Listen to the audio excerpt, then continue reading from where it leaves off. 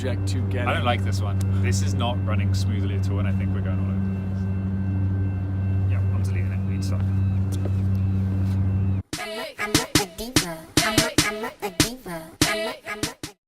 Hello everyone, and welcome to Jay and Ben's Hour 10 Minutes. I'm Jay McInnes. Ben Robinson. And we are at Crab Park Wharf, right in front of what I believe is the fixed crane that bumped and knocked off its tracks earlier in the week. Anyway. That bad boy fell over, like full on over. Didn't fall over, it did like landed on top of it. It's still falling over. It doesn't matter where It was it's like 10 feet, it wouldn't like over the side. No. Today, we're discussing how you can manipulate your offer as a buyer to make it more appealing without just throwing money at the seller, so without bumping the price. Yeah, more so, if you've been watching our videos or reading our blogs, you've noticed that the market increased quite a lot for those homes that are $650,000 and under, and so we're dealing a lot with buyers who are maybe at the pinnacle or the peak of their budget, and they want to make their offer more appealing. They want to capture a place because the reality of it is that market, although people don't want to hear it, things are even selling for above asking price. It's going to multiple offers, they're selling within a week, and you want to be able to capture that or even make your offer more appealing, even if you can't increase the price point. So we've been asked that question, how can I make my offer more appealing without overstretching myself in terms of a budget? Yeah, so we'll bring out the stats next month, but this month has, like Ben said, picked up quite quickly. So the market is substantially different now, at least in that entry level under 650, than it was the last whole quarter of 2018. So, which ties us into this. If the price is being pressured again, what can you do as a first-time buyer, maybe a second-time buyer or an investor looking at these entry-level units specifically, because that market we know has been the first to pick up. What can you do to make your offer more appealing to the seller without just adding more money on top of the pile? So there's two ways that we're going to break down. So we'll start with our first one, which is dates. Talk to me about dates. So dates is the easiest of the two usually, and I think for the most part it can be done with a phone call, which not a lot of people may think. A phone call from your agent, your buyer's agent, for example, myself or Ben, to the listing agent, the agent representing the seller, and say what sort of dates is your seller looking for. This isn't information that's on the listing or anything you would know without calling. So what sort of dates and circumstance is your seller in? Have they purchased somewhere else? Are they needing to sell this to buy something else? Do they have a place in the meantime that they can go to if they're going to have to go search for something else but they want to sell first? Get an understanding for where the seller sits right now with their place on the market, and be flexible on your side. If you're in a rental or whatever your circumstance is, if it's for a principal residence, to be able to abide by what the seller is looking for. Does the seller want 3 months? Does the seller prefer 30 days? Is the place vacant? Do they want 15 days? Because it's just sitting there eating up mortgage, tax, and strata money. What do they want? And kind of manipulating yourself, your schedule, and your offer to that. So for those of you who relate more to monetary terms, if you have a vacant unit and the current owner is paying a mortgage on that, that's easily $2,500 a month. So if you're looking at a closing date of 2 months in the future, that's two payments of $2,500, which is $5,000 Plus strata. Plus strata fees, etc. It's easily going to come to, depending on the mortgage and the rates, anywhere between $5,000 and $10,000. So you agreeing to a closing date before, sort of within the next couple of week or 2 weeks, whenever it works with your schedule as well, that can save essentially $10,000 for the current buyer right now, which is the same as adding another $10,000 onto your offer price. And that's another point you can bring to their listing agent as well, if it hasn't been said. Make that known that this is a $10,000 value. Your offer might be $10,000 or $20,000 under their asking price, possibly, give or take, but here's $10,000 to take into consideration that may not be on paper in the contract, but it's being paid, it's floating around the circumstance. So our second one is this is subjects. Yeah, so how we can manipulate subjects. Yeah, so of course every situation is going to be different, guys. It's not like a cookie cutter kind of process, but everyone's situation will be different. So typically we tend to see, I would say, 3 main subjects when it comes to especially that price range, but we're either looking at subject to like minutes, so the strata documents, a depreciation report, engineer's report sometimes.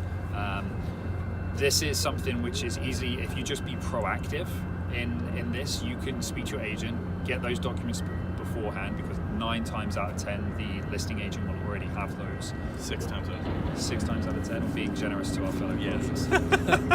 Well, you can read through those prior to writing your offer. It's something, even after you view the unit, if you can get access to them, a lot of them are on MLS, or if you get the realtor to send them to you immediately, you can go through it in an hour, hour and a half, 2 hours in detail, right there after the viewing. Going through all of that information, again, 6 times out of 10 you'll have it, allows you to then write that offer already happy with what those minutes are showing, with any upcoming bylaw changes, any rules that exist in the building, any special assessments, levies, etc., etc. So you can take that off immediately and remove one of your subjects. And the closer you get to subject free, the better in which your offer is. So second, probably most common. Yeah, so there's that, and to say that the first is always going to be that specific one, looking at strata documents, because it's the easiest and it's the most risk averse. We'll say if you have your pre-approval in place, which of course everyone should have before they're offering, that's great, but the bank or whoever's loaning you the money still needs a firm or an accepted offer, to finalize the loan. So there's still a subjective nature to the pre-approval. So to remove the subject of financing is very scary, with good reason for a lot of people, because if they remove it and their offer goes firm for, again, we'll talk about the other subjects, you're still obligated to, of course, purchase. So that's probably the last one I would suggest removing. The second, obviously, being the subject to inspection. Give or take how in-depth the minutes are, give or take what sort of engineer's reports the building may have, how old the building is, what they're going through, what it looks like. This is an option you can either remove fully, give or take your comfort level on all the prerequisite details, or of course you can do a pre-inspection, which is not common, but you can do an inspection right away. If the sellers are saying, we want to at least look at offers next week, we want the weekend open, can I come in with my inspector through the week? Again, $500 roughly that you're putting on the line, but you can get the inspection done and out of the way before you put your offer in, which again gives you the second point of leverage with subjects to possibly remove, but not necessarily removing the risk, because you've done your due diligence on those 2 levels. Yeah, that also shows to the seller as well that you're serious as well, and it's going to stand out. Like Jay said, it's not very common, so when that happens, it's looked upon, of course, very favorably, and then plus it removes that subject as well. The third one is where it gets not necessarily so dicey. I think it depends on your personal situation, but a subject of financing. We always say to our guys that we work with, pre-approval, you're pre-approved, so providing nothing has changed life circumstance-wise, that pre-approval is going to stand. And you can so when you are pre-approved, you can remove that subject of financing. If it's your first time going through this process as maybe a first-time home buyer, you're probably going to be a little bit more cautious. It's not something that you've dealt with on a regular basis, and there's a lot of people that we deal with who are more experienced in the buying process, who have that pre-approval, they know how it's going to work, and they're happy to remove that. And that is probably a major condition, or subject, which is, because we're in Canada now, a major subject which is in a lot of offers, and removing that is going to boost your offer fantastically for something which is not equivalent to increasing the price, because it's something which, especially nowadays with lending becoming harder and harder, something which a lot of people hiccup on. Yeah, so that's the most subjective subject of those 3. Of course, there are more. Perfect world, you don't have to remove any. We don't necessarily recommend, or would never push you to remove any, but would not necessarily just default recommend to remove them. It's all based on your comfort level. Look at markets of years past when things were selling subject free over asking and all that.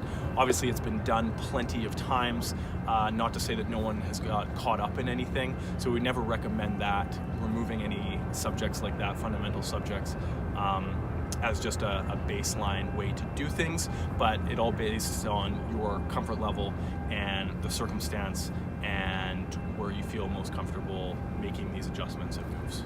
Yeah, I think it's important to note as well, this is just to get you over the final hurdle. So we're not talking the property is on the market for 600,000 and you're offering 550,000. We're not saying if you remove these subjects or 1, 2, 3, or all of them, that it's going to make that 50 grand gap disappear. You know, this is assuming that you're in a competitive situation. Maybe you're 5, 10, 15 grand at max away, and you want to have a little bit of something that's going to push you over the edge above your competition. Yeah, and I think again, it always comes to that one point where we have a good idea of what we can do to the offer to achieve the property, and if the risks of removing the subjects are something that you're comfortable with, great. If they're not, there's always another one. So it's an option, but definitely not a mandatory step when things are getting close and we want to achieve a win. Absolutely. So guys, any more questions on this, feel free to give us a call. You can check out our blog online if you wanted to read about us. You can hear our podcast as well, which is... The podcast is the Vancouver Real Estate Audio Experience, which is a little bit long. Awful name. We need to change that. It's an awful name. I like the name, but it's long. That's where it is on all the podcast listening stations. McInnesMarketing.com, VancouverFirstTimeHomeBuyers.com, which is new up and running program that we have with monthly seminars, the website, the same name under Instagram, to keep you up to date on things that we're discussing here and others that we're seeing out and about in the world of Vancouver real estate. And that is it. Just drop us a follow on social media, guys. So we are McInnes Marketing on Instagram, Facebook. As Jay said, Vancouver First Time Home Buyers on Instagram and Facebook. Real Benjamin Robinson on Instagram. I am Jay McInnes on Instagram. Literally, I am Jay McInnes. You guys drop us some reviews as well, and keep your questions coming. We love hearing from you, and we want to provide you with the right content. Until next week, McInnes Marketing out. I'm a diva. I'm a diva. I'm a diva.